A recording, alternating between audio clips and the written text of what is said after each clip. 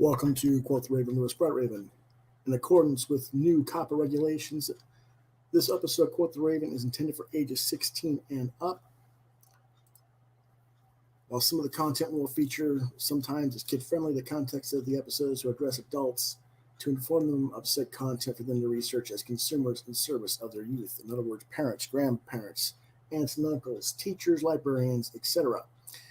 There is the possibility of adult language present on the episode as well, rated TV 16 and up. How you guys doing this evening? Sorry I ran a little bit late. Had some issues with the computer and got it fixed, but not in time to get it on schedule for regular airing time. For those of you who don't know, my name is Lewis Bright Raven, and I am a 28-year veteran of comic, science fiction, fantasy, horror, and role-playing games as a writer, artist, and editor. And I see that there is a glare coming off one of the posters, so I'm going to check something here real quick. I didn't know it was there. See if I can fix this real quick. Nope, that's not going to do it. So I will do it the other way.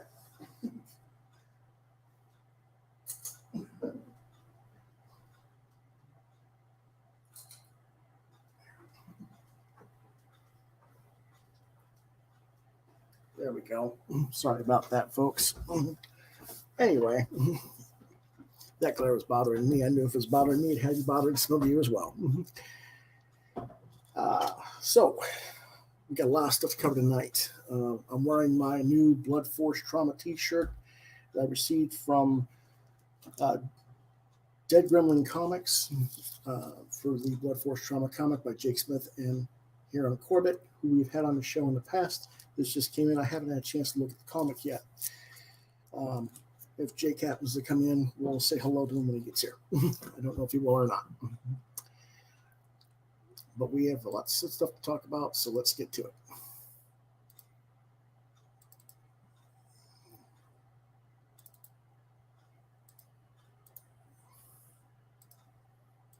Our first question of the night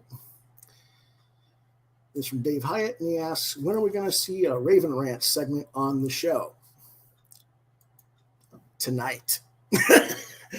Yeah, I'm going to do a Raven Rants later on in the evening. But I'm just going to run a quick one by you and let people tell me what you guys think of what I have to say about it. And then we'll see if I'm going to do this as a regular segment. Either it won't be on this program. It'll be like a regular, like weekly segment instead, separate from the regular show. But we'll do a quick one tonight. Next question. Mike from Michigan asks, are you going to do an underrated comics writers episode as well as artists?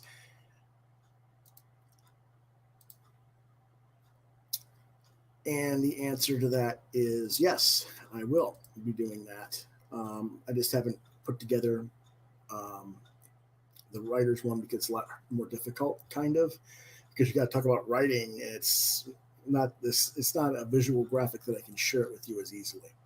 But I will do an underrated writers for comics at some point.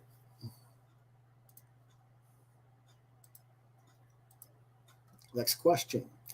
Newcomer who missed the news asks, are you done reviewing comics on this channel? That seems to be that is the main thing you do. So if so, what's going to happen to the channel? Apparently this person had just saw the Booktober reviews and got the impression I wasn't going to do any more reviews after Booktober. I'm kind of burned out on doing reviews after Booktober a little bit. This is true. But no, I'm not going to completely stop doing reviews.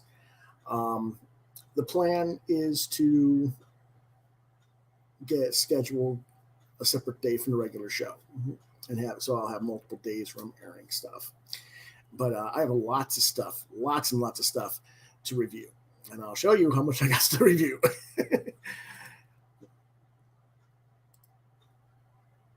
Here's just some of the stuff that's going to be reviewed before the end of the year. We got Baboon by Powell, Broken Frontier Anthology, The Big T's art book by Bruce Timm, Captain Ginger Volume 2 from Ahoy Comics. We've got House of Whispers Volume 3, Watching the Watchers, which is the end of that run We have Mermaid Project episode 4, which I just got in the mail, and episode 5, which is supposed to be coming like right before Christmas to the store. My Riot, which is by Rick Spears, and Red Bone, which is about the Native American rock band. That's a biography. The Star Reach Companion from Tomorrow's. Swamp Thing, Twin Branches, Batman Adventures, Nightwing Rising, The Fire of Theseus, The Stairway Anthology, Solid State. A whole episode's going to be dedicated to Trekker, as you can kind of tell. I've got 4 books to review. So I'm going to do a whole episode on Trekker at some point. The Marvel Legacy of Jack Kirby. Guardians of the Galaxy solo classic, Justice League Unwrapped by Jim Lee, which is just the pencils work, more or less. Shazam, The World's Mightiest Mortal, Volume 1. And this is just the trades and hardcovers that I have presently in my possession. There's singles that I haven't listed here, and another probably 30 to 60 books arriving at my comic shop or in the mail to come before the end of the year. So I got lots of stuff to review.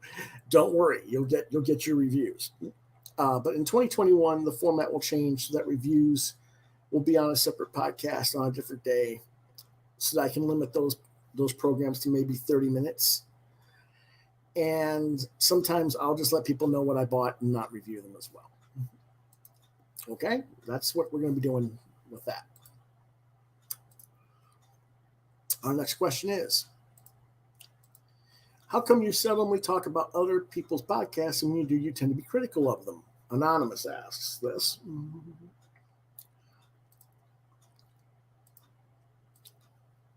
Well, a lot of the time, because the people who point out certain podcast episodes from different people to me, they either people know me well enough to know that what's being discussed is going to be excessively annoying to me, or just the people just don't impress me. And that's kind of what Raven Rants is about tonight. So we'll get further into that tonight with Raven Rants.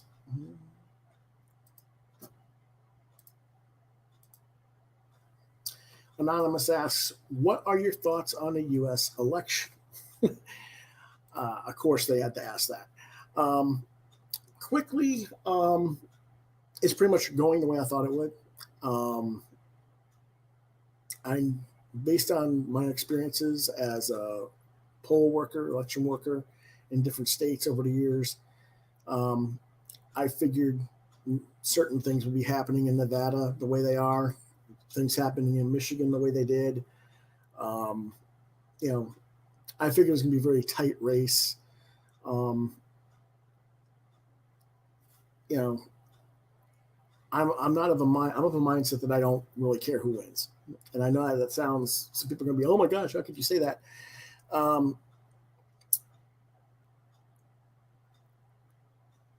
me, Trump is not a Republican. He is a third faction radical, and the Democrats want to do radical stuff too. So it is what it is. So I'm just indifferent about it.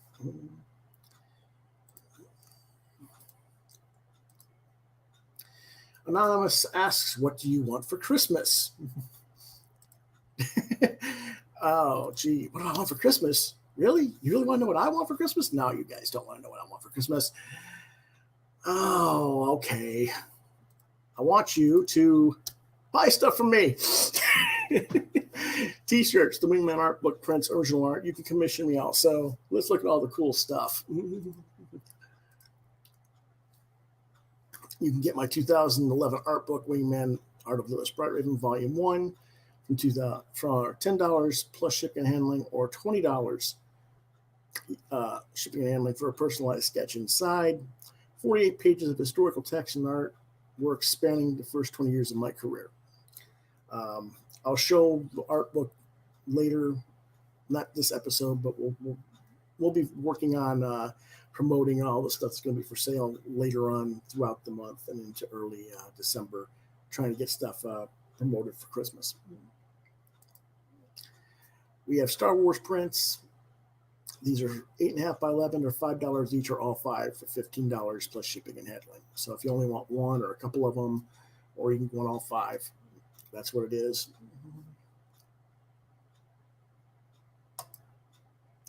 Got dinosaur prints, $5 each or $7.50 for both plus shipping and handling. We got Star Trek black and white pencil prints, $5 each or both for $7.50 in shipping and handling.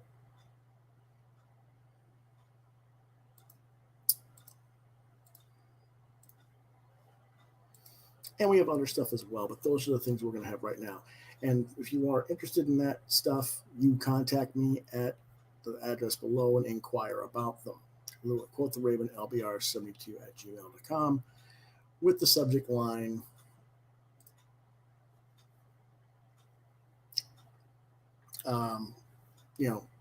Christmas art or Christmas order, and list the stuff that you were possibly interested in, and we will go back and review those before the end of the show. And John Norris says, take from me getting art and stuff from Norris is money well spent. Thank you, John. Now, that being said, if you have other questions, you email them to quotheravenlbr72 at gmail.com, subject QTR questions, and please indicate whether or not you want your name and locale read on air. A lot of people don't. They just want to ask the question, don't put their name up. That's why I got a lot of anonymous hippopotamuses on my show. Well, and a lot of it's because they don't really ask me during the show what they're, or on the show. What they're doing is they're emailing me privately or texting me on Facebook or whatever, and talking about that, and ask me questions over there, and I'm just bringing them over to the show. So that being said, what all the fun stuff do we have?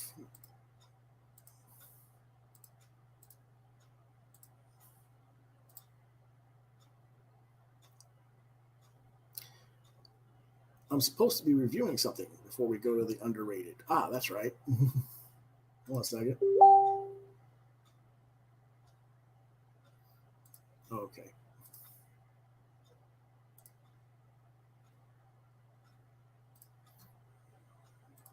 So let's go ahead and review some of that stuff, if we shall. If I can get this screen to work.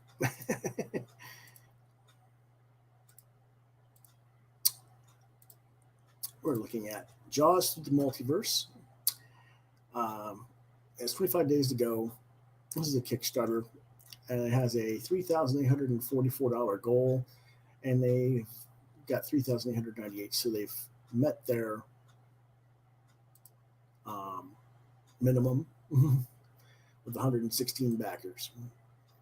And this comes out of Florence, Kentucky. It's an anthology.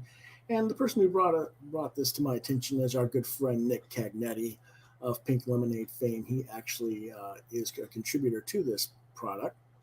It's 180 pages of Jaws from over 80 different artists. This is Ken Landgraf, colored by Harry Nordlinger. As you can see, there is some nudity in this. So this is going to be more of an adult-oriented book and not something you can get for the kids, unfortunately, but that's just the way it is.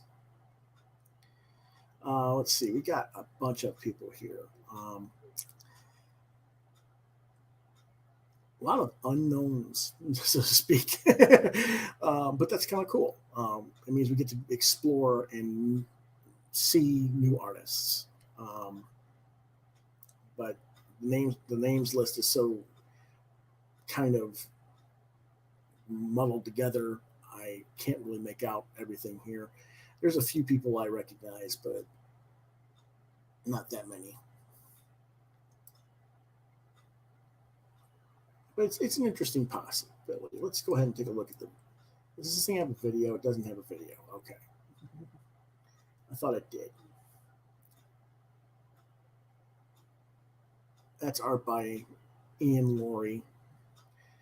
Apparently, this will have 2 volumes. Volume 1 will be at least 140 pages, and has 12 main stories along with some additional stories and pinups. The art is mainly black and white, and there will be at least 20 additional pages of color. It is standard print comic size and a square bound trade paperback. Volume 2 will be at least 40 pages and was banned in 52, it has been banned in 52 countries because apparently it has been featuring material that is deemed too controversial to be printed in Volume 1. Okay, whatever. Maybe that's, I don't know. So definitely this is a mature reader's book, if nothing else. We got art by Janet Cannon. We have art by Carmichael Jones. Art by Dylan Henty. Russell Taysom. There's a lot of stuff here. I don't know. I see a lot of stuff here that's interesting to look at anyway. So if it's something you're interested in, you can get it for $5 for the PDF, $7 for Volume 2, $25 for Volume 1 in print, or $32 for both volumes. It has how many days left? 25 days to go, so there's plenty of time to think about it. What else do they have that people are making mentions of? Okay. Here's the one.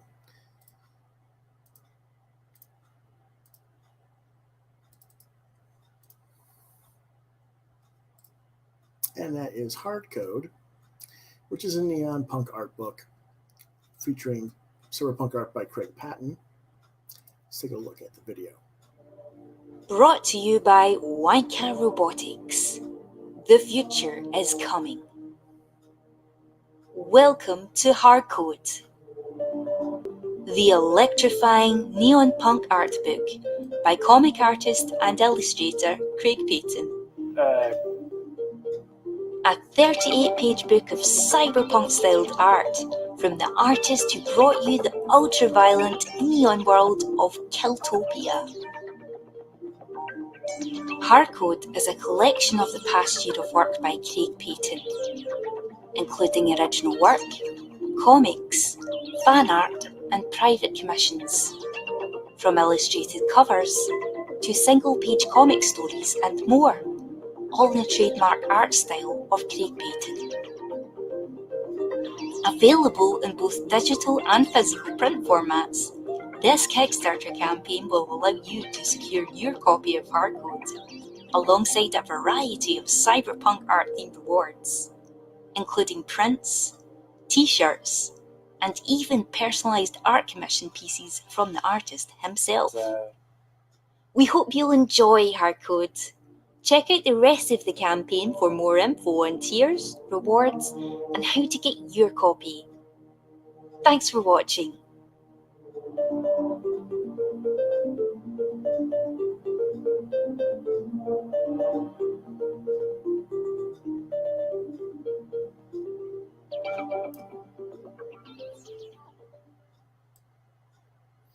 Okay.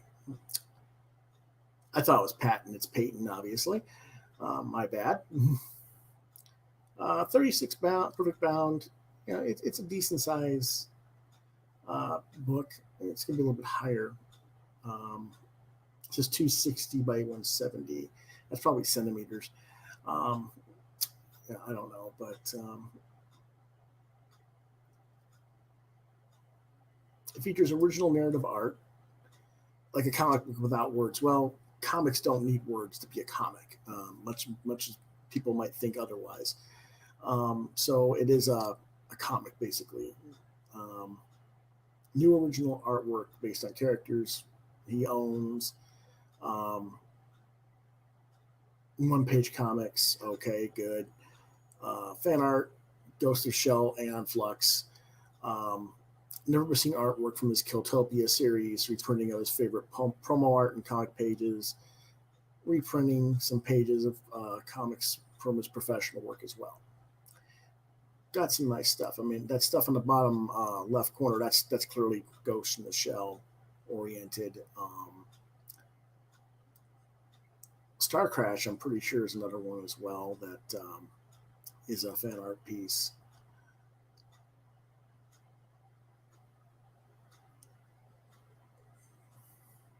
he explains the storyline of what the pieces are.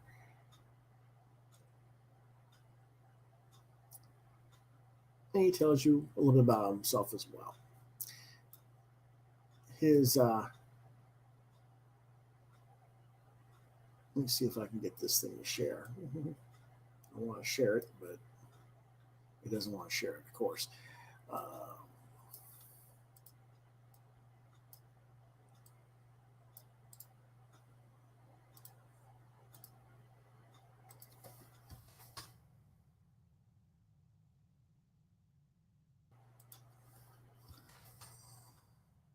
There you go. Let's try that. That should be pretty solid to find that one, okay?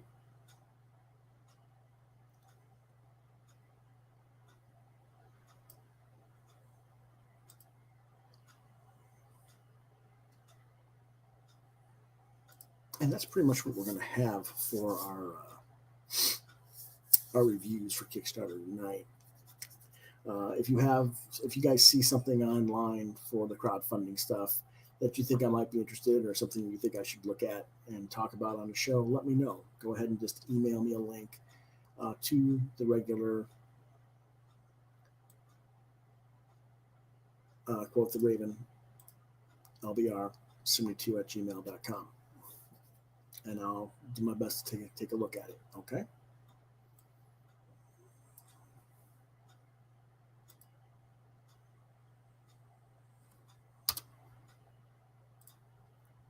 Okay.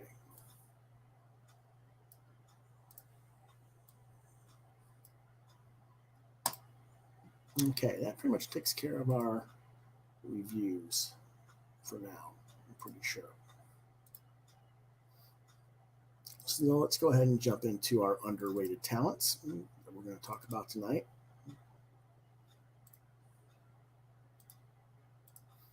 And last week we talked about quite a few people. I think we talked about 4 or 5 artists. We're going to do about the same number of people tonight. And we're going to start with Patrick Blaine. Now, Patrick started in comics around 93 to 95. I'm not exactly sure if I remember when he started, but I believe he worked for Jim Valentino, as the penciler for the series The Others for Shadowline imprint first. He has been fortunate enough to do work for Top Cow, Dark Horse, DC, other people as well, some of their most popular brands. He worked on The Darkness for Top Cow. He's worked on Star Wars Empire for Dark Horse, and he was supposed to work for Predator for Dark Horse, but we'll talk about that in a moment.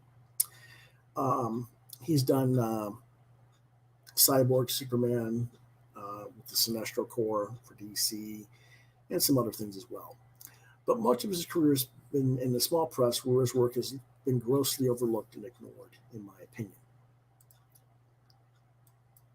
This is some of his sample art for, this is him doing digital painting for a pitch for the Hulk.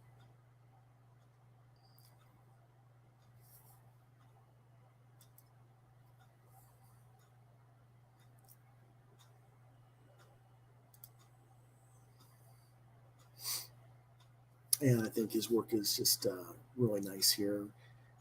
It's got good gradations and shading, and everything just looks really, really nice. I think it's both a benefit to him because he's painting himself here. It's all his work. I'm not sure if that's affected the way he gets perceived as a penciler, though. We'll talk about that in a moment. There's some more samples of his work for sampler for Hulk. And you can see the leader, or Maestro, or I guess this is the leader. Maestro is the one that's Hulk with the intelligence in the beard. I am presuming that this is Betsy Ross, or Betsy Ross Banner, that's being held captive.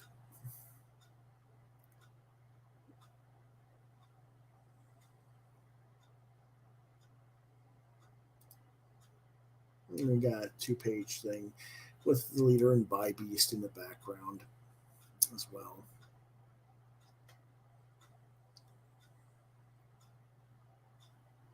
Just really nicely done.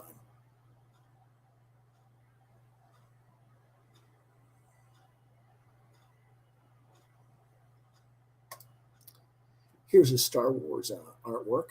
Now you can see, I don't know if you can see this as well, comparative to his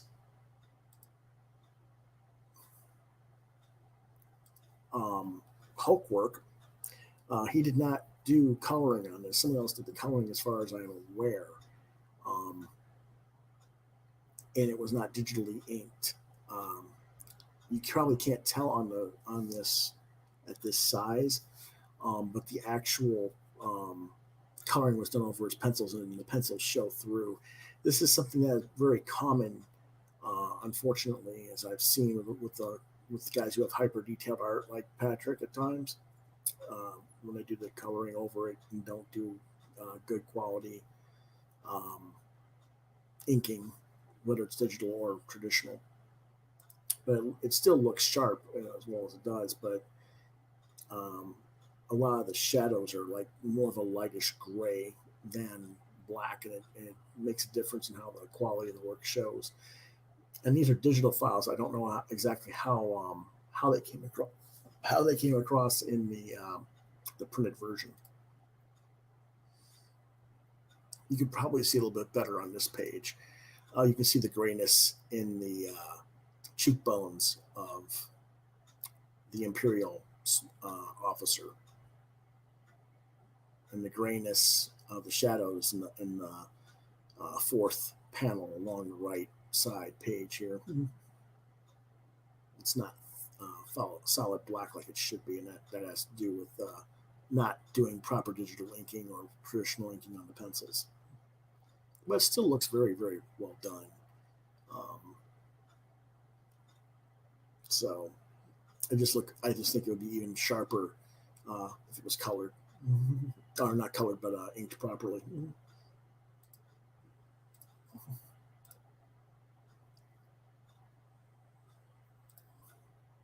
Yeah, I didn't even think John was going to be here. I thought he was at rehearsal and wasn't going to be here at all.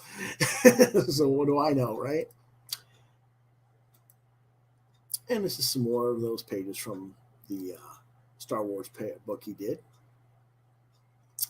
And this is quite old for him, actually. This was actually published in 2003.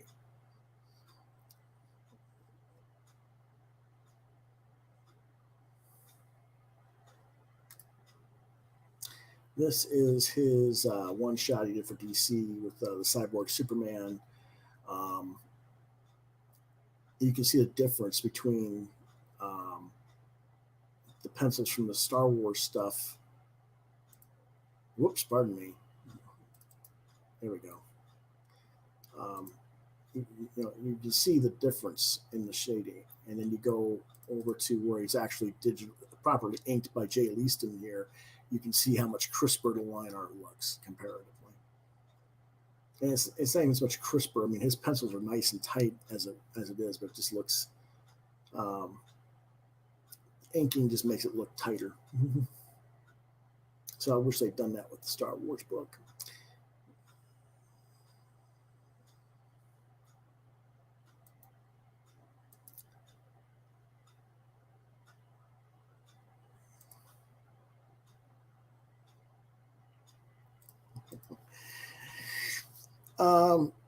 Now I've also reviewed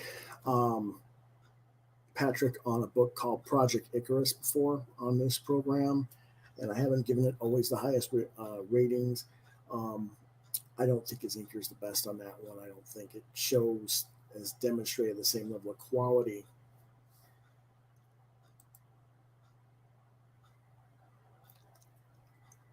No, that was not published.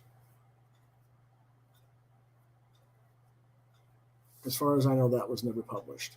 The Star Wars stuff was, but like I said, that was from 2003.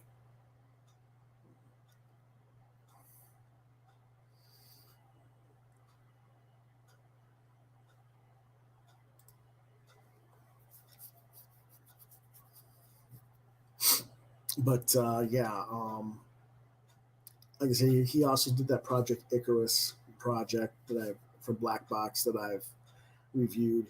The inks on that is not necessarily, you know, the strongest in my opinion.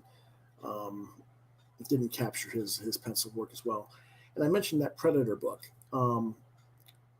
Marvel, Disney got the licenses from Fox when they bought out Fox, and Dark Horse had um, a Predator without the action with the original design for the Predator, not the one that you guys know from the film, but the original stuff. And Patrick was the artist on that. And when Disney got the rights and gave it back to Marvel, they canceled the series, so that stuff will never be released, unfortunately. It's released publicly in terms of it's online. If you go look at Patrick's Facebook pages and stuff like that, you can see it over there on his Facebook page. But as far as it being released in a printed, published work, I don't think it'll ever be released. And yes, Marvel is freaking crazy. um, but those were samplers. That was not, you know, I don't know what the storyline was with that. If he just made some pages up that had no story attached to it, or if he was collaborating with someone either on that particular set of samples. But again, very underrated artist. Um, if I had the money, I would probably hire him to replace my original artist for Spellseeker, to be honest. But I just don't have the money for it right now. But if I ever do, he'd probably be one of my first choices.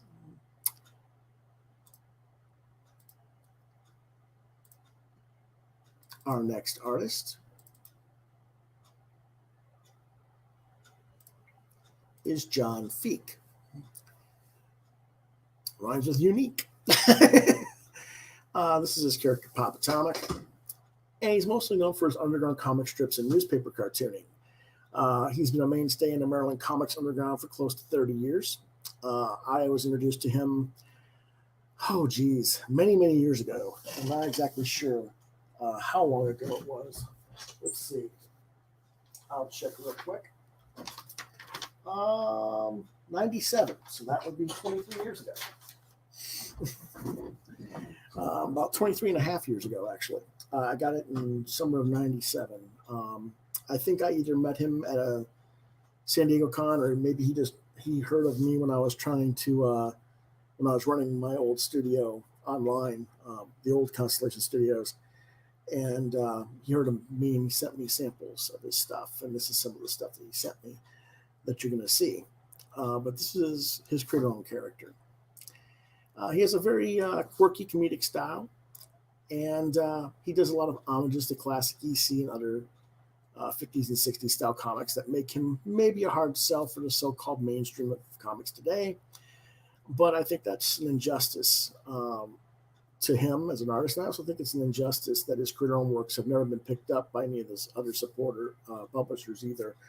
I would have done it back when I ran Constellation regularly, but as I've said many a time, my parents got sick and I just didn't have the money to take care of everybody, so I had to pass.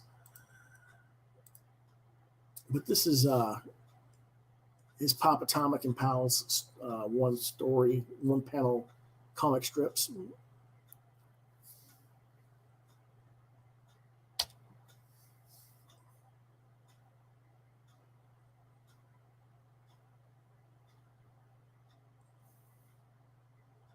You'll see a lot of different styles of shading techniques and uh, just a really nice cartoony style that is interesting.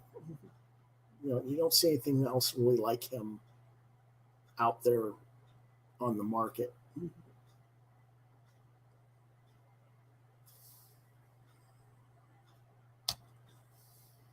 This is another one of his comic strips called Buck O'Near.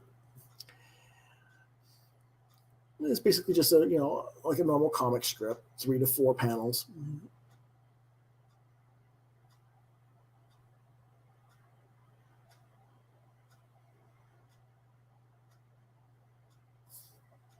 It's kind of cute.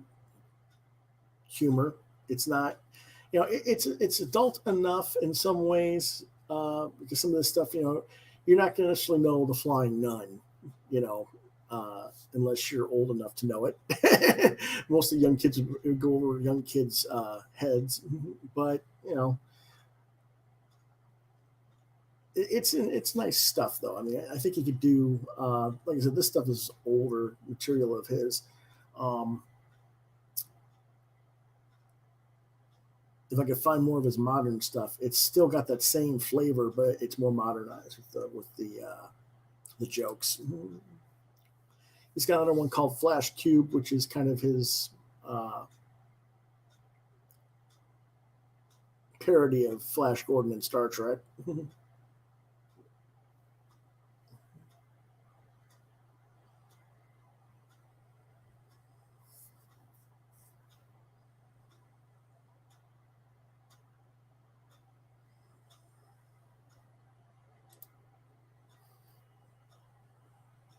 And this is another one of his called Super Dudes.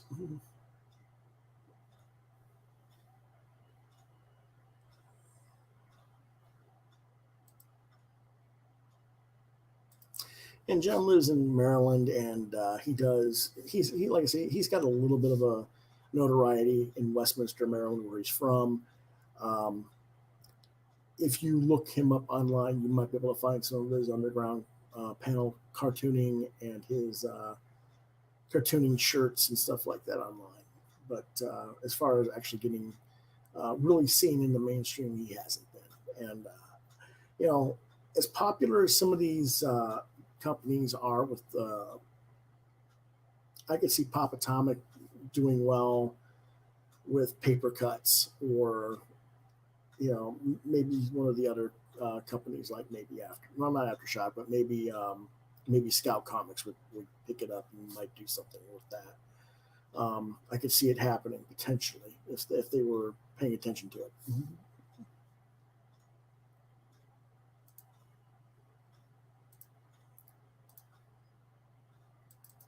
Our next artist is Alex Garcia. Now, I don't know all that much about Garcia's history of work. I discovered him through the Pace Setter fanzine that celebrates George Perez. And I've pretty much only seen his work online or in the Pace Setter magazine to date. He's best known for his Pace Setter work and for the Accords, which you see right here. This is the cover of issue number 3, and Argo 5. Clearly, he is a student of the Perez style, but he does slightly move into his own look as well. He does a lot of, he tries to do a lot of photo referencing, similarities for faces and stuff, I think.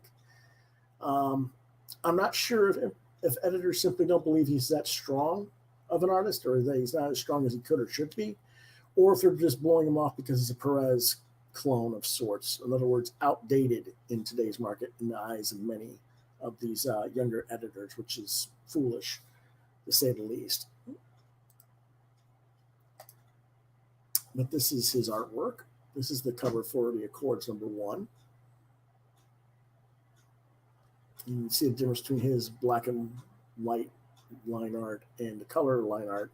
And I think he does the colors on this as well, but I'm not sure.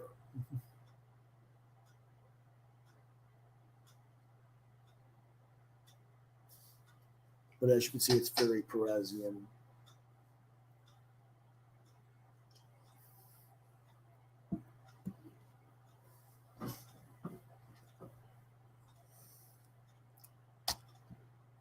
This is a cover he did for Steel Wolf. And a pinup of a flying kangaroo type creature, with an Amazon type warrior riding it.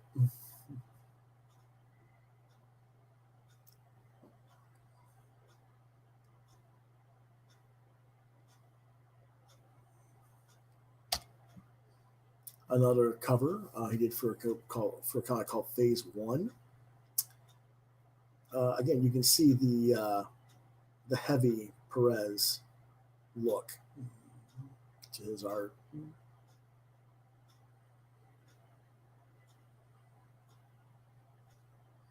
I'm not really sold necessarily on the colors. I don't know if the colors are by him or not. I think sometimes his colors look too airbrushy on these, but that's just my opinion.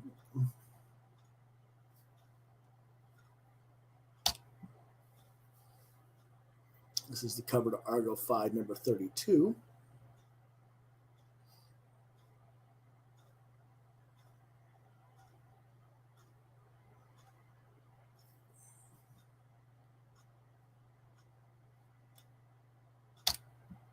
And here's some of his actual story art.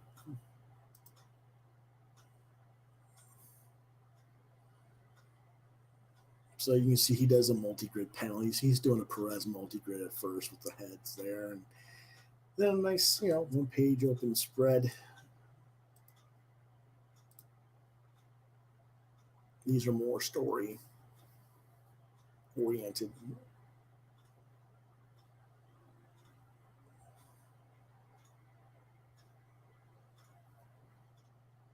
He's just some interesting layouts with the stories. I'm not so sure that it's the best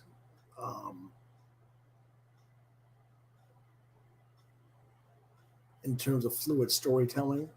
I think it might be a little bit off in different places, but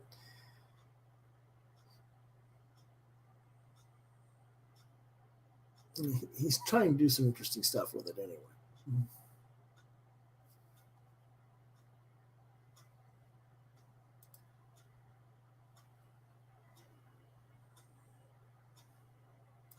Main reason I like his work is it does have that Perez feel to it.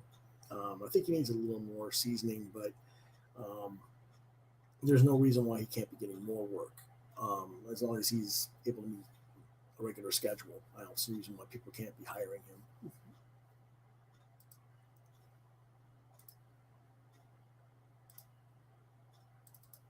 Our next artist, whoops, is Chris Relhawk Kohler. Now I met Relhawk. I call him Relhawk because that was his CBR Comic Book Resources name tag, I guess you could say. But I met him there at the Comic Book Resources website, and I didn't really know he did work at all like this until after I'd left the site. I met him a couple times in person at San Diego Con. He didn't have his artwork with him, so I had no idea that he did work like this. But I don't know. Maybe he just didn't feel comfortable with his skill set at the time, or what was. But I have to admit, I'm quite sad that he didn't share his skills with that community more often than he did. Ah, there's Rohawk. Yeah. Did I just miss you in at CBR more? Because I don't remember ever seeing your artwork until after I left CBR. But anyway, I came across your work only recently in the past couple of years, possibly because of your work with Greg Hatcher on the Western book that you did with him. I think you're a very superb inker and image recreationist, and I think Chris has that throwback stylist stuff that I really like. He has a storytelling skills that are more akin to classic EC and Silver Age stuff, which is needed in modern comics much more today because modern comics often have the weaker storytelling. I think, from what I can tell, he's best known for his recreation work in his Portland Underground comic. But back in the CBR days, my ink work wasn't where I wanted it to be. I stopped hanging out there around 2003 or so. Yeah, okay, that makes sense. Because yeah, okay.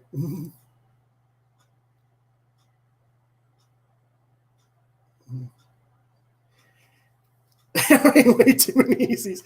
Yeah, definitely lots of cross hatching. Yes, Um, definitely, that explains it. That definitely explains it. Uh, but I'm very proud. You've done a great job in growing your style over the years. Let's go ahead and take a look at some of your work. This is a recreation that he did of Avengers number 200, which was the original on the right is George Perez with Terry Austin inks, and on the left is his recreation of it. I do think it does a really nice job capturing that.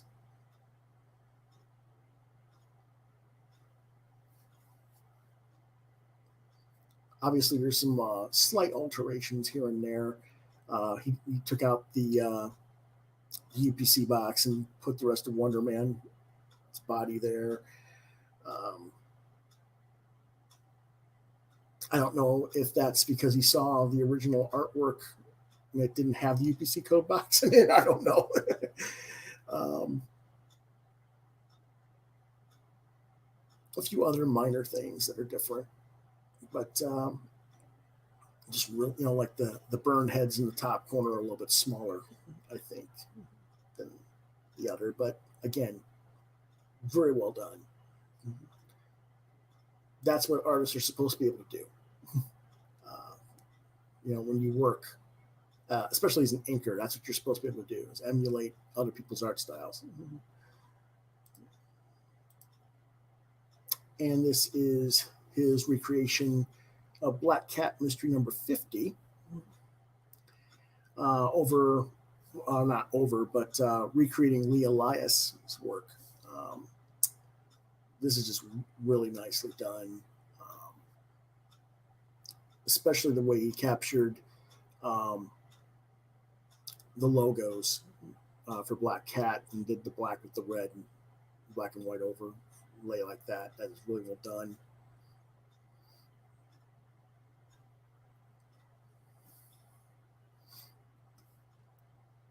I don't think a lot of people will be able to really um, understand how difficult that can be to do unless you're an inker. People just don't really see it. I hope that people who are watching do see the craft in this. This is really well nicely done.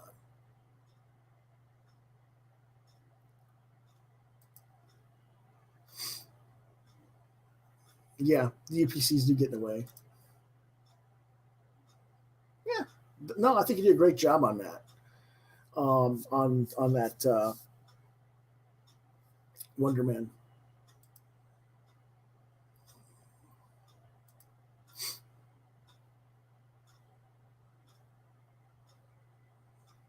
Yeah, definitely. That is an excellent way to get better at inking is recreating other people's artwork.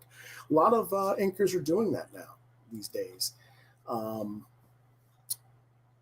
I'm trying to think. Rubenstein does it. Oh, geez. Doug Hazelwood does it. Quite a few guys that are inkers are making recreations commissions these days. So, I think it's great that you get to do that and that people are supporting that. I think that I just wish. I think in a lot of ways because everything's done digitally and everything's done, you know, kind of wonky now in the industry. I think that you might be getting overlooked just because, well, they look at you as an inker. Well, we don't need inkers, type thing. I don't know. It's kind of weird.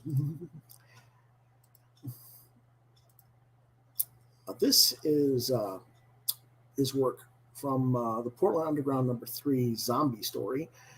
So this is all his original style work. And get that out of the way so people can take a look at it.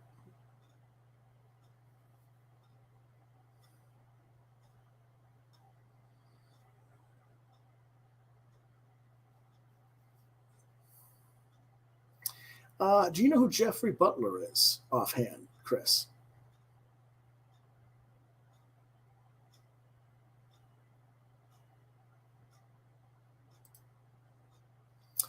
And yeah, I can see where you might have picked up some stuff from Gary. Gary's another person I was going to put on there as underrated, actually. He's not on this particular episode, but yes, we're going to be talking about when we get to Inkers. He'll be one of my top guys. Um, yeah.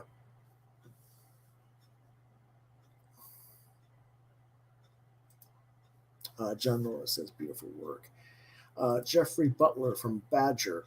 I think that might be the same guy. Let me make sure.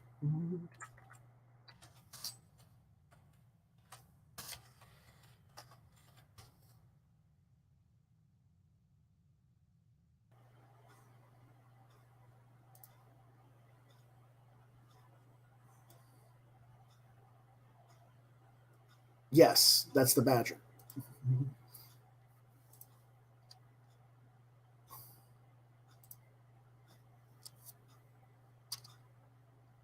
Yeah, yes, Gary is definitely severely underrated. Not only just that, I mean, some of these guys these days are just doing. I don't know how long you've been watching the show, um, but like I said, we look back at some of Patrick's work, and I know you remember Patrick from CBR when he was there as, but definitely, um, but yeah, definitely stuff. Yeah, he's the one who actually co-created it with Mike Barron, created Badger with Mike Barron. He also did a lot of stuff for TSR for the Marvel Superheroes role playing game, line art for that stuff. Did some other work as well. The reason I was asking was I see a lot of his line weight in your art, and I don't know for sure. I'm trying to find a good example for comparison here.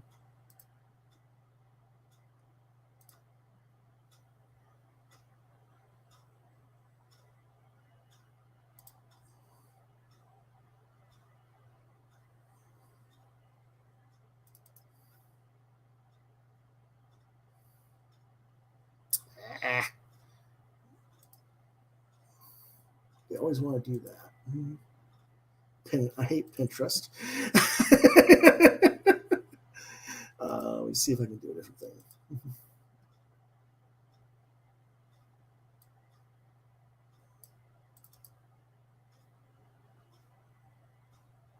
That's not a good piece, but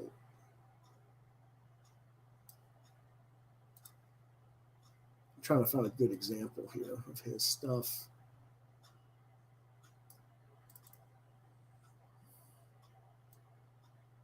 There we go.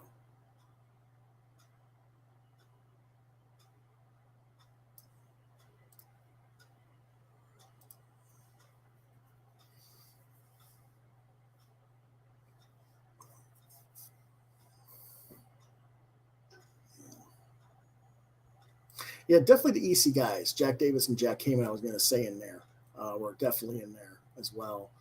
Um,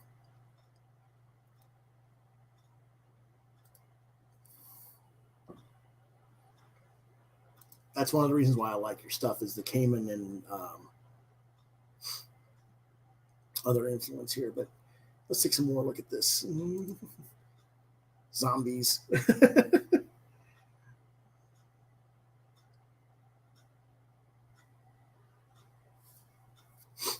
Yeah, I realized that these were a little bit older. I'm just trying to find some. I think I got these off your DeviantArt page. I'm not sure. What are you working on right now?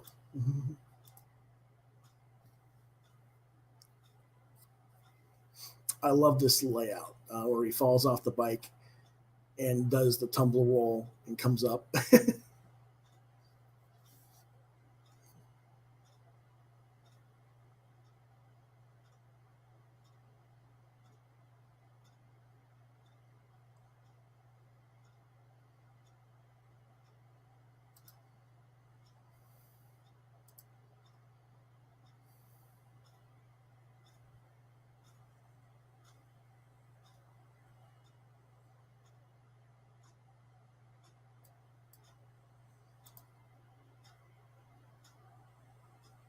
More pulp novel illustrations, yeah.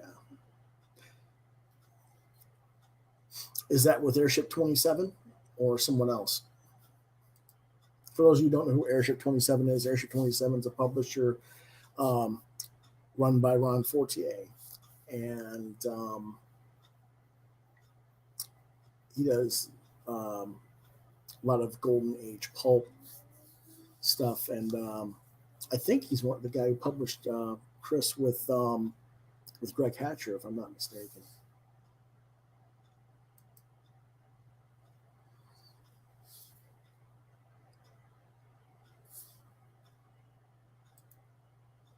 Sweet. See, there you go. You're getting published overseas and translated into other languages. That's a bonus, man. So many people don't get that. That's awesome.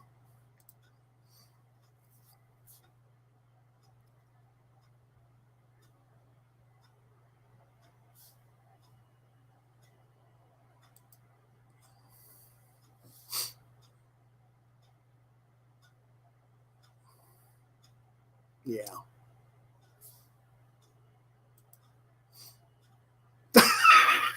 I believe it. I believe that. Yeah. He says Chris says he's been published more in German than in English.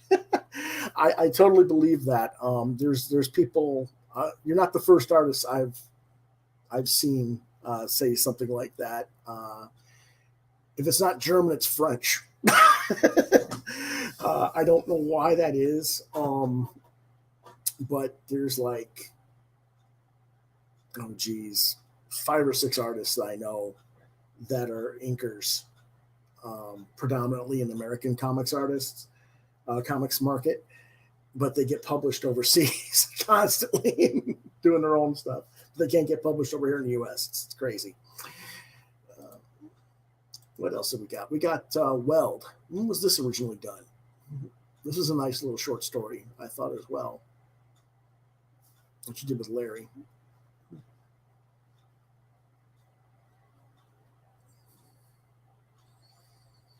And again, we see this nice Wally Wood um, type line art, and the way you're doing the.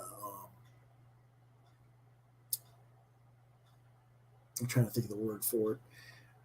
Not star fields, but the gaseous nebula in the. Yeah, I'll think of it here. Duo shading type stuff. Although I don't know if you're using traditional duo shader, you're doing that digitally in that particular case, but because most people do that digitally these days. It's just really well done.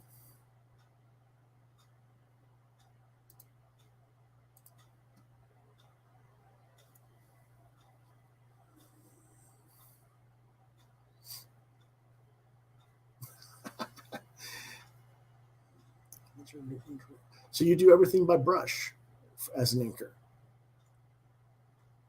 or do you use other tools as well?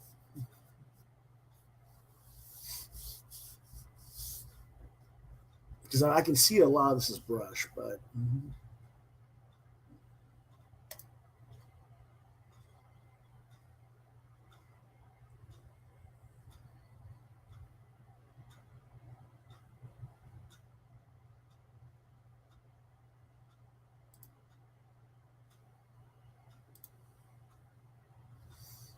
ah, okay. You want to use the pip pens for the border lines, basically.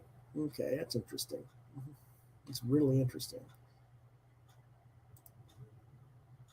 French curve. Yep, got to use French curves. Cool. Very cool.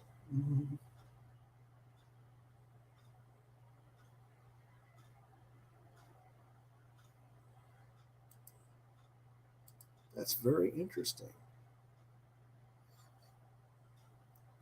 I'd love to sit down and watch you. I'd love to sit down and watch you have a live draw with me sometime. Let people see how you work, because I think people don't realize the craftsmanship of the brush art as much. And I work. I mean, I do brush work, but Raphael Kolinsky #0. Wow. Jeez.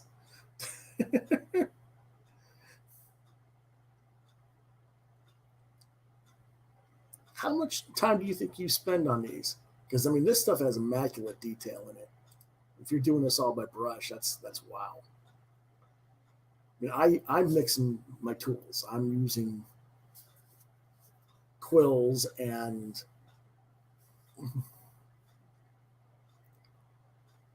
tech pens and all kinds of stuff. But yes, I knew these were all your pencils. The recreations, like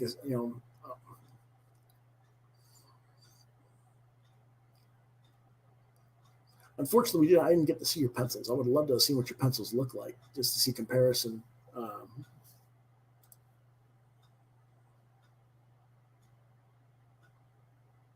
No, that's about right. That sounds about right to me.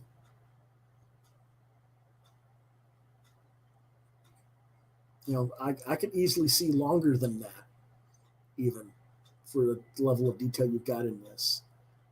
Um, yeah.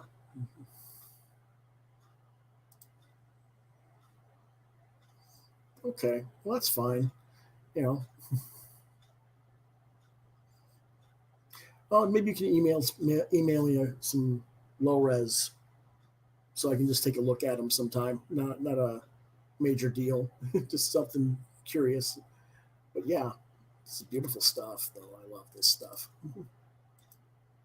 I am shocked that stuff like this. I mean, it's hilarious that you got the parody here of the guy from the Bruce Willis movie. I can't even think of the name of it.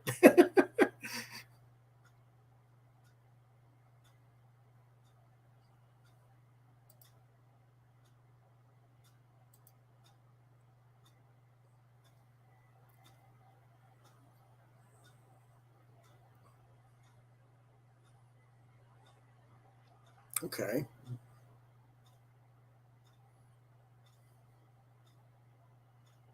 Let me see something real quick.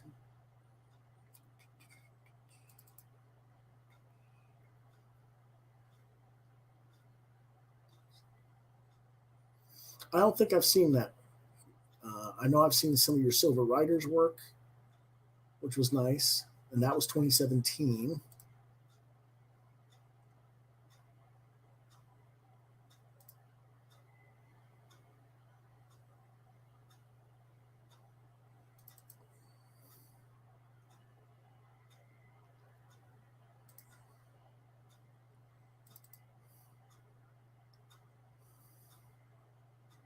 You had a nice story with Larry called Eye of the Storm, which was pirates, I believe, or at least that type of storyline.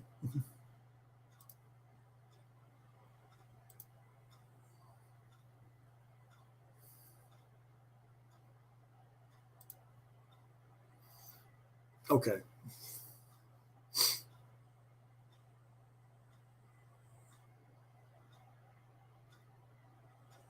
Yeah. Mhm.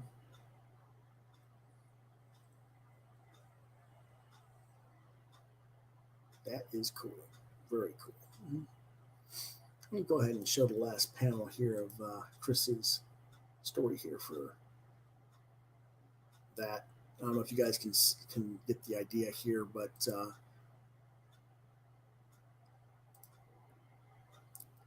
the welder was actually a cyborg robot that was killing people.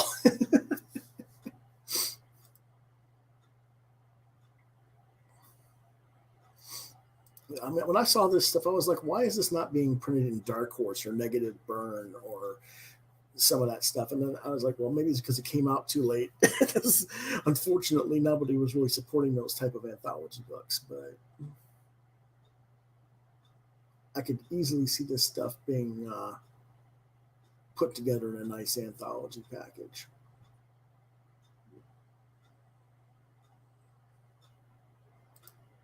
Whoops.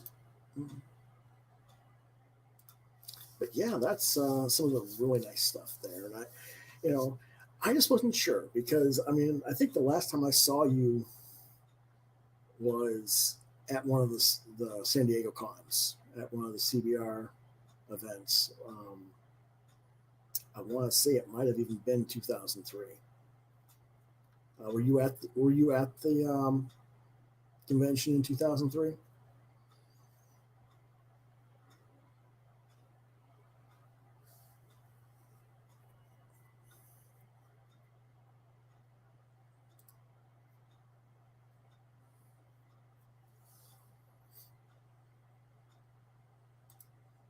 Okay, it's 2002. Okay. Yeah. All right. Oh, no problem. I definitely enjoyed featuring it and having you come on the show in the chat. Feel free to get in touch with me on Facebook or shoot me an email, and we'll catch up some more later. Okay.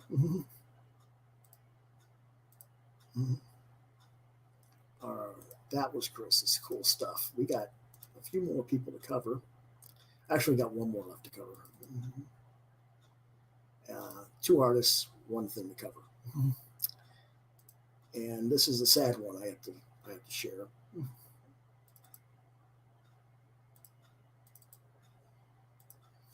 That is Edward and Matthew Cammert, rest in peace. The Cammert brothers were members of my studio back when I lived in Nevada in the 90s. I don't remember exactly what year it was when Ed passed away, but he was 26 years old, and he died of a brain aneurysm caused by having too much potassium buildup in his bloodstream.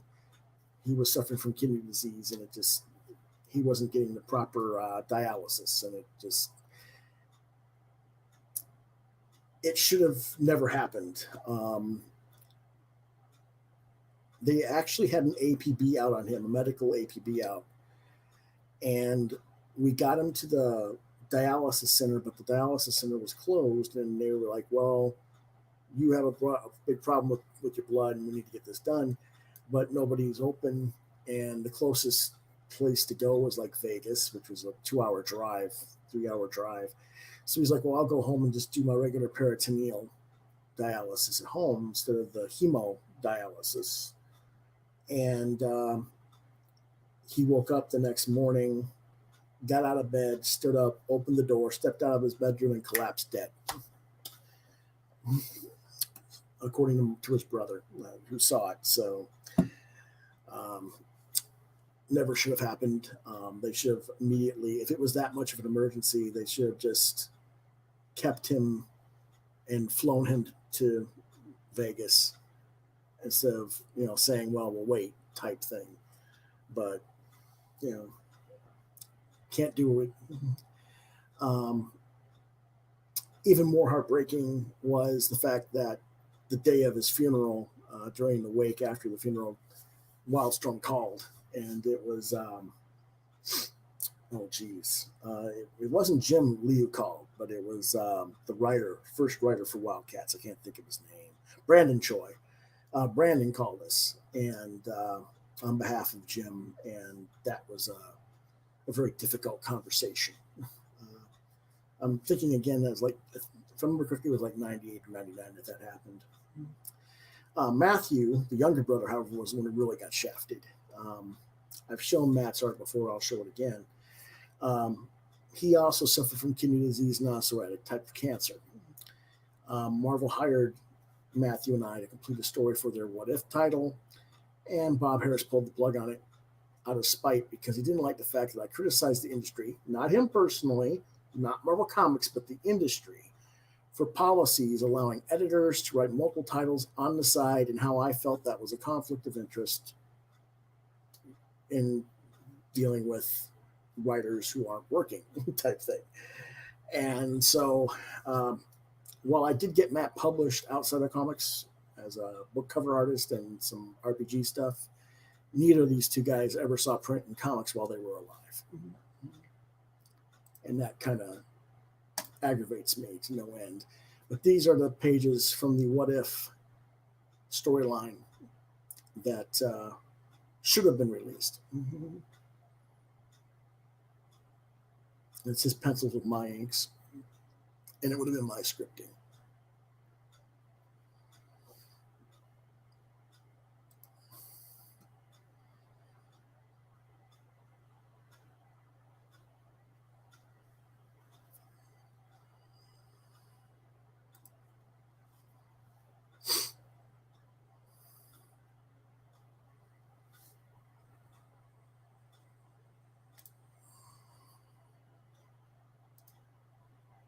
And then there's the third page as well. And for those of you who buy a copy of Wingman Volume 1, those pages and the whole backstory of what happened there and what went down is in that book. Because this happened in 96 when he got cut.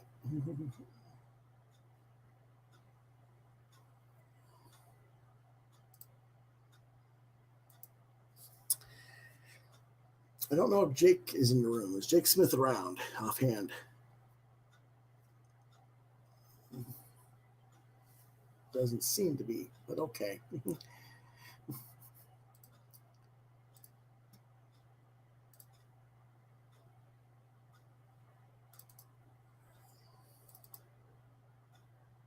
So that is our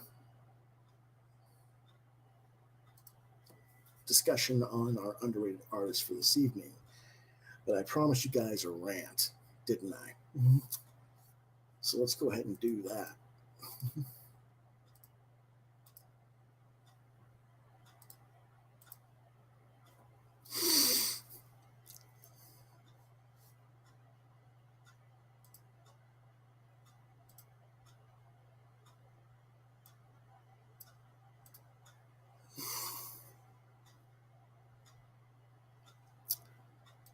Now, the question earlier tonight was about why I don't like to talk about other people's podcasts.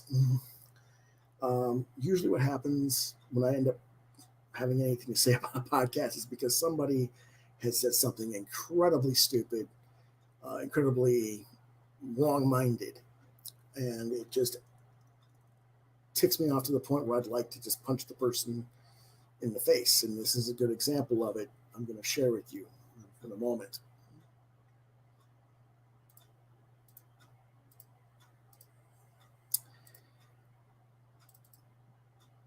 Now, this is a YouTuber called Comic Book Hut, and he's reviewing the new DC Future State books that are coming out over the next couple of months in early 2021 with the Black Wonder Woman and some of the other characters that are coming out. And he's first off, he's criticizing the fact that DC is culling and not releasing their regular lineup of books. They're just going to have this new Future State books in January and early February, and we're going to see the regular DC lineup again in March of 2021. But listen to what he has to say here. Replaced by black women.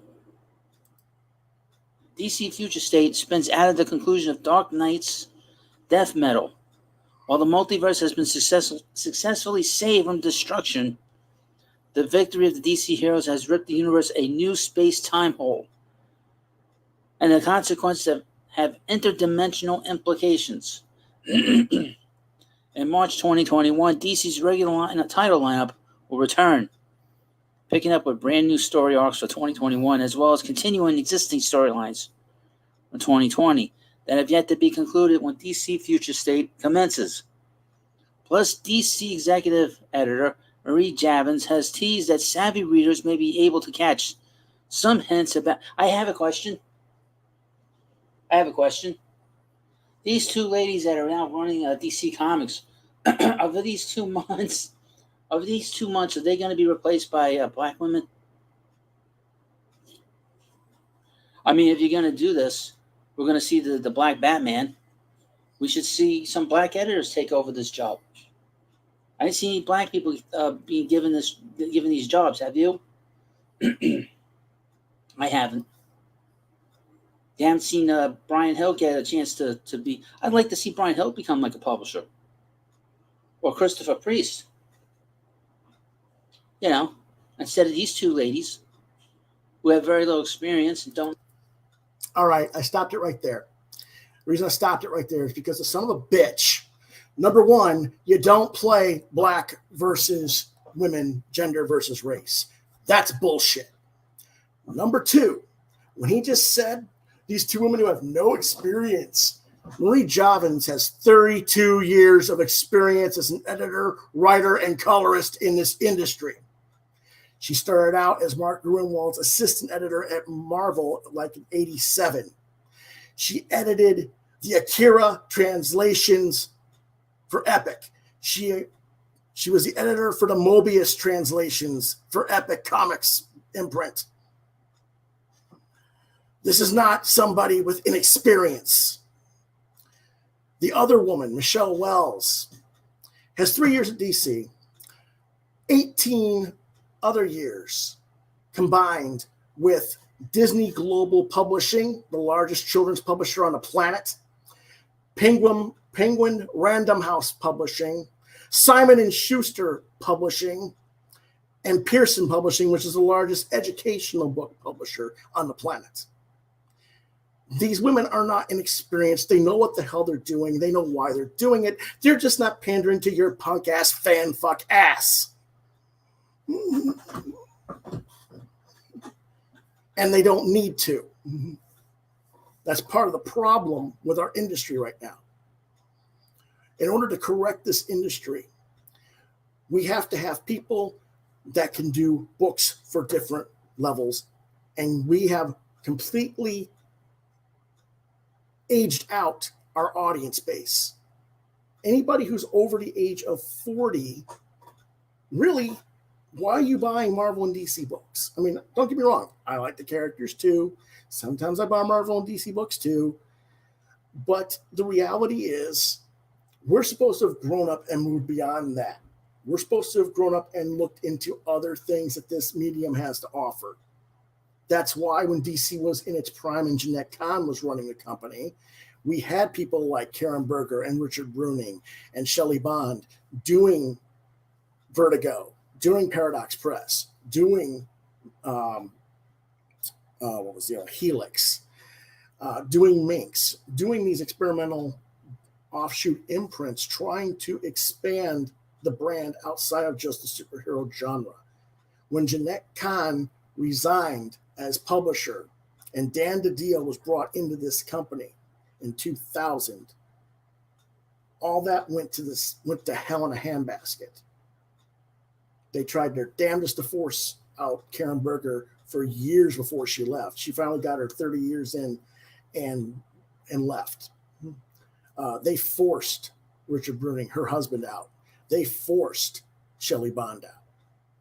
Okay?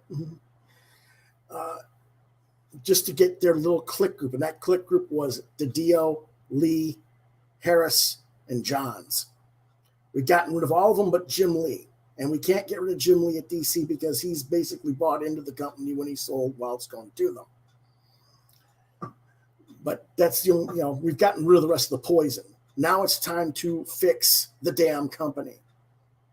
And it's not by recycling or giving back to these people that, yes, you've been here reading comics for the last 30, 40, 50 years. I get it. But we have to have audiences now that go and books that go to the younger generation now. And a lot of these characters, the way they've been done for the last 20, 30 years, aren't relating to either us that are in our 40s and 50s and 60s or the kids. Either way, we've got to find some sort of ground, and that's what they're trying to do. Now, why are they taking 2 months off and not releasing any more material? Part of it is because they're trying to reboot and figure out how long they're going to be in the interim position as editors-in-chief, or if it's going to be permanent. They don't know yet.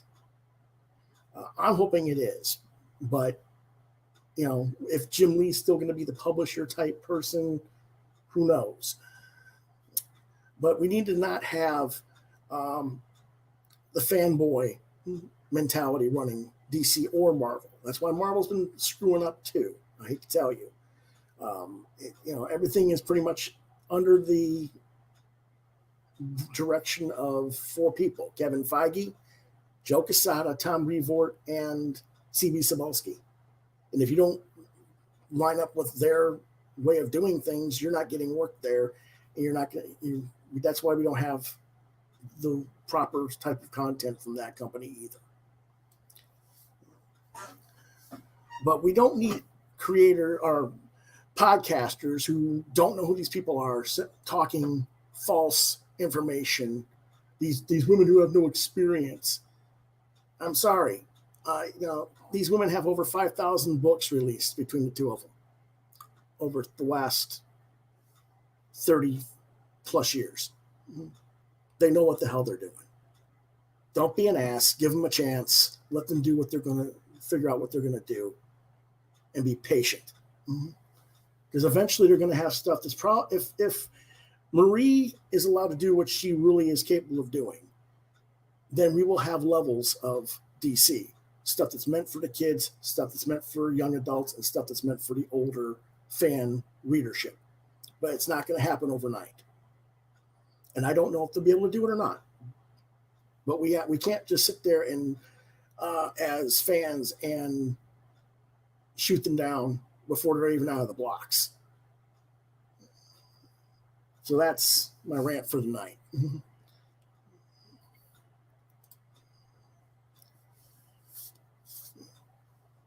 That being said,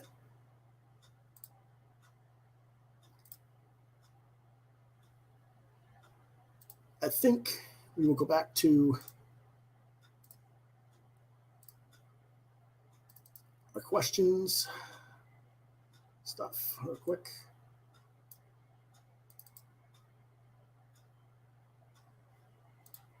Again, before we go out for the night,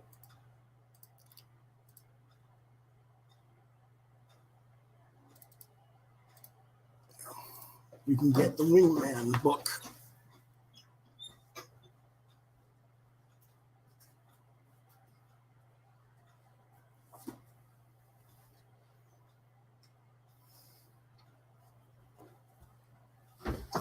It is $10 US plus shipping and handling, $20 US.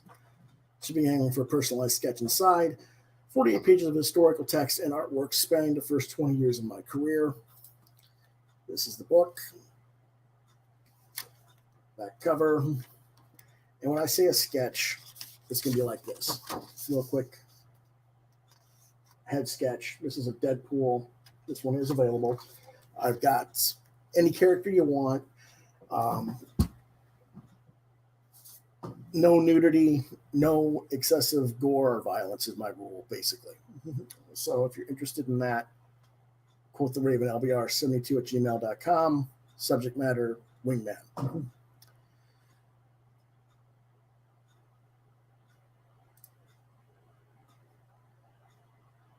It's $10. Let me.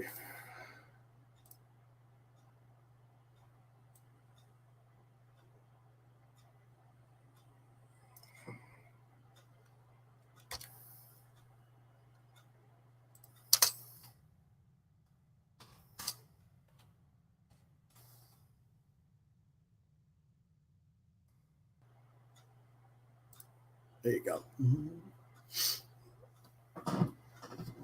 Again,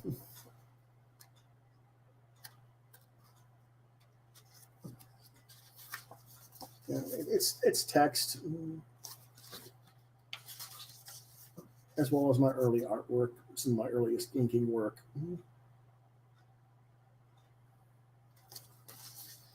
The artist who the pencil ink on the Ghost Rider piece is Chris Burns.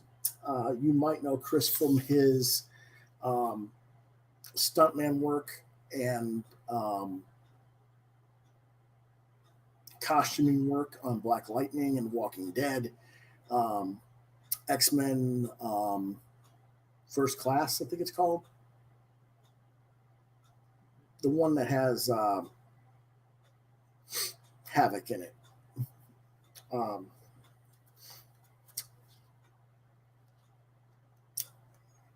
the one with what's his name? Sebastian Shaw getting killed. There we go. um, some other artwork of mine.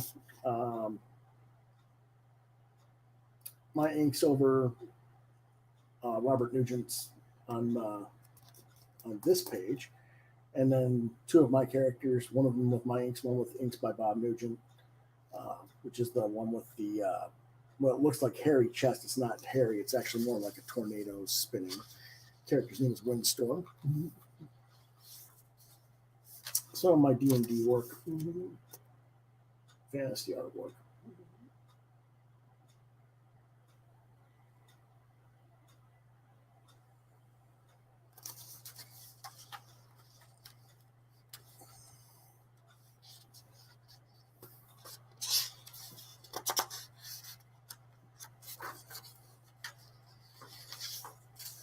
A Golem that I did. And then I talk about inking, some of my processes and samples from the pencils to the inks.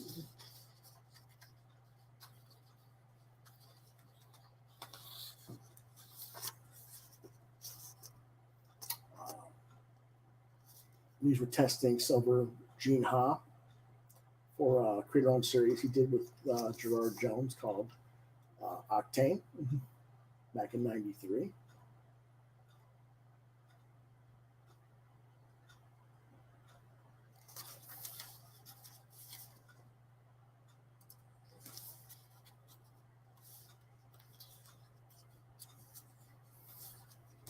Pin up over Paul Robert Smith, not Paul Smith that you guys know from X-Men. It's a different Paul Smith.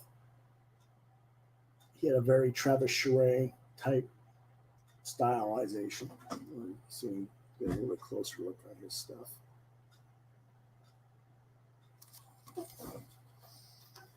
And of course, I mentioned John Dennis to you last week as one of the underrated pencilers out there. And this is my inks over John.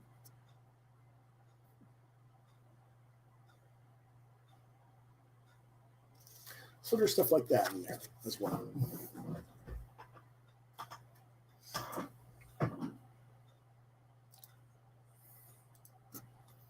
I also have art prints for sale.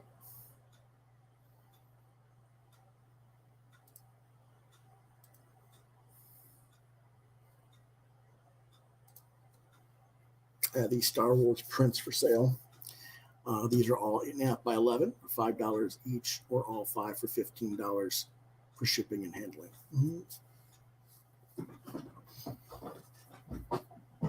The Darth Vader and Stormtrooper are colored digitally by Hector Rubelar.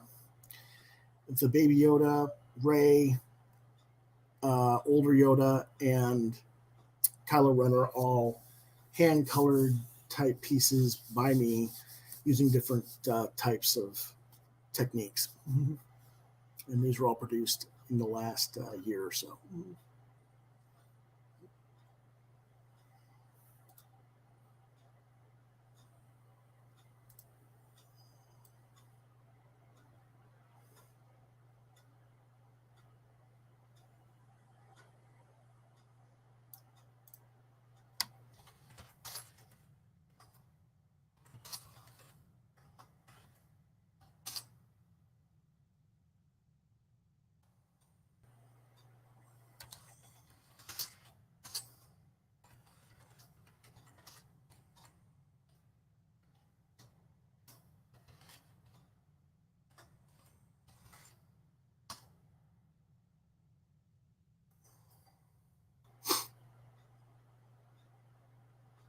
Again, you can inquire on these at Quoth Raven LBR 72 at gmail.com. Subject Star Wars prints, mention which ones, or if you want all of them.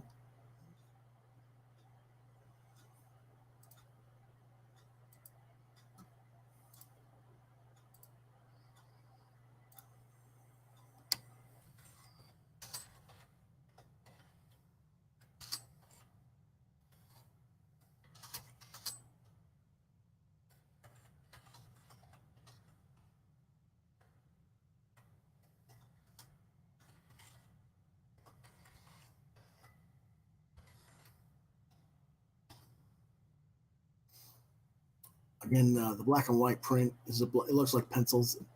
The color print it's like a green marker with looks like a grainy. Uh, the print makes it look like grainy, but it's not. It was colored by Copic marker and colored pencil blend. Again, these are 8.5 by 11. $5 each or both for $7.50 in shipping and handling. If you're interested, inquire at the address you see on the screen.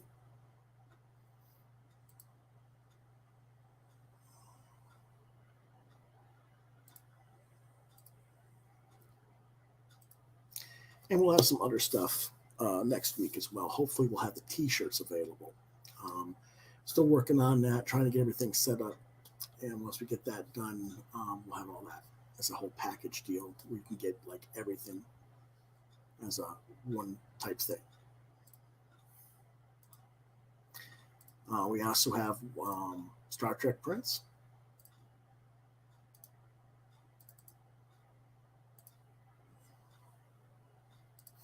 I have Kirk and McCoy and pencil style sketch prints, $5 each, or both for $7.50 in shipping and handling.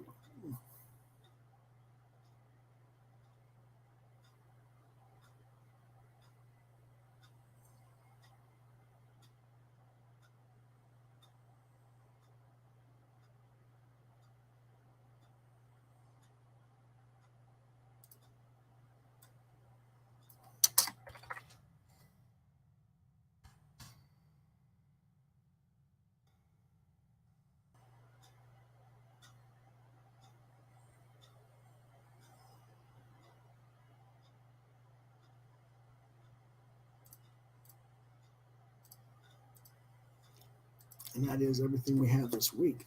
So next week, what are we going to talk about? Well, next week, we're going to do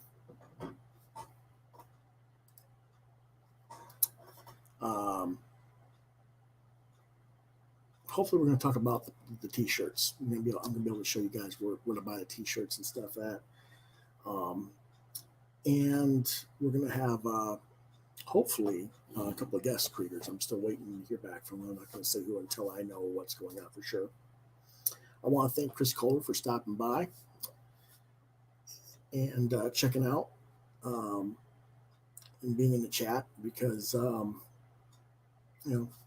obviously I would love to have these guys come on camera, but a lot of times, especially right now, people are not feeling well. They're under the weather due to the weather changes and COVID. So I don't always ask everybody, especially under short notice. I just let them know, hey, I'm going to be talking about your work, like I did with Chris, and he came in. So that's cool. Hopefully Patrick will come by and say hello again. Maybe we'll get Patrick online. We can talk with Patrick down the road. But okay, let's see what else we got going on here. Mm-hmm.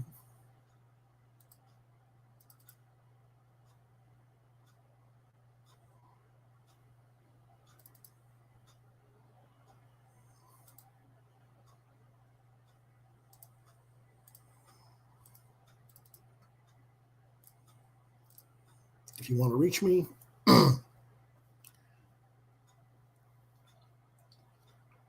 you get hold of me on Facebook at lewis.brightraven, on deviantart.com/brightraven, YouTube at Quoth the Raven, Lewis Bright Raven, on Gmail at quoththeravenlbr72@gmail.com. If you can't reach me at Gmail, try lewisbrightraven@yahoo.com. The podcast normally airs Thursday nights on 9 p.m. Eastern Standard Time. Mm-hmm. Tomorrow night, there will be a live draw. I don't know exactly what time yet, but I will be doing a live draw. Saturday, I'll be doing a live draw as well. Monday, I'm going to hold off. When we come back to 2021, Mondays will be my rant day. If people like the rants, you tell me whether you like that rant or not. If you don't like the way I said it, if you don't think you think I was a little bit too rough, whatever the situation is, or you liked what I said and how I said it, let me know, because if you guys don't like it, I don't want to dedicate a day of the week to doing a rant for 10 minutes. Okay, I'd rather leave it alone. But if you like what you saw, there's plenty to complain about. So okay, that's that.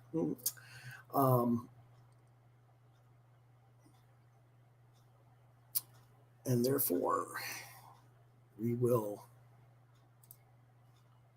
see you guys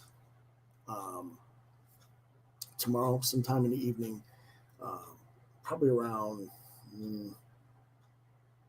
8 to 9ish in the evening, probably. And I'll work for a few hours, and then I'll come back on Saturday and finish whatever I started for the live draw. Okay. And so I'll see you guys tomorrow. It said next week. It says next week, but we'll see you guys.